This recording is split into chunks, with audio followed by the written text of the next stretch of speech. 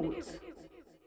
रेती तस्करांकडून तलाट्यावर हल्ला, लोखंडी रॉडनं केली मारहाण। वाडोरा बाजार परिसरातील घटना, वडकी पोलीस ठाण्यात गुन्हा। यवतमाळ जिल्ह्यात नदीपात्रासह रेती घाटावरून बेसुमार रेतीचा उपसा करून अवैधपणे वाहतूक होत असल्याचं सर्व श्रुत आहे। महसूल प्रशासनाच्या वतीनं कारवाई करण्यात येते। रेतीच्या गाड्या चालू का देत नाही म्हणून वाद करून तलाट्यावर लोखंडी रॉडनं हल्ला चढवला। या हल्ल्यात तलाठी जखमी झाला। ही घटना वडकी पोलीस ठाण्याच्या हद्दीत येणाऱ्या वाढोणा बाजार इथं घडली। मिलिंद नामदेव लोहत, राहणार वर्धा असं जखमी तलाट्याचं नाव असून ते 3 महिन्यापासून वाढोणा बाजार इथं कार्यरत आहे। प्रतीक वाढोणकर असा हल्ला करणाऱ्याचं नाव आहे।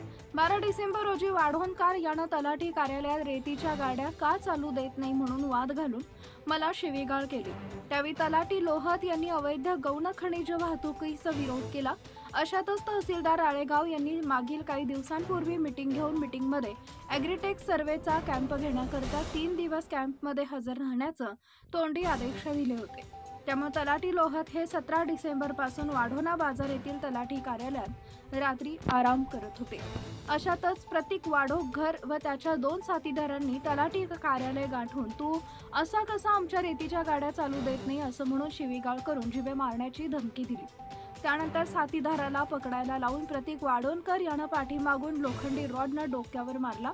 यावेळी तलाट्यानं आरडाओरड केली। तलाठी कार्यालया शेजारील असलेले लोक उठल्यानं प्रतीक वाढोणकर व त्याचे 2 साथीदार हे तिथून पळून गेले। यावेळी जखमी तलाट्याला गावातील लोकांनी उपचाराकरता दवाखान्यात नेलं।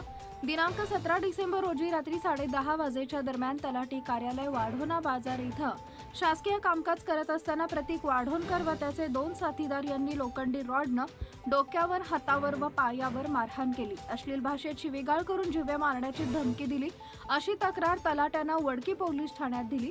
त्यावरून वडकी पोलिसांनी प्रतीक वाढोणकर व त्याच्या 2 साथीदारावर गुन्हा दाखल केला असून पुढील तपास सुरू आहे।